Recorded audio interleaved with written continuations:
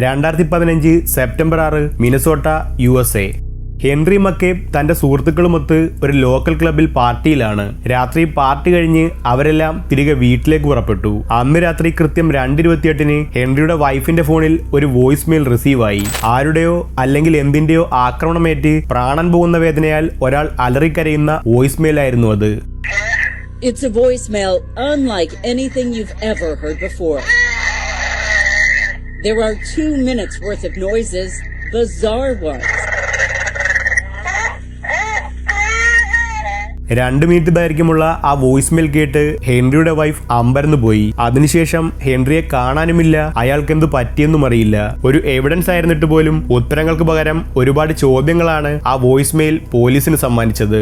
So അന്ന് രാത്രിയിൽ Henrik ശരിക്കും എന്താണ് സംഭവിച്ചത്? ആ വോയിസ് മെയിലിൽ കേട്ട ശബ്ദം ഹെൻറിയുടേതാണോ അതോ മറ്റെന്തെങ്കിലുമോ? ഇതിന്റെ ഫുൾ വീഡിയോ കാണാനായി വീഡിയോയുടെ താഴെ കാണുന്ന പ്ലേ ബട്ടണിൽ ക്ലിക്ക് ചെയ്യൂ.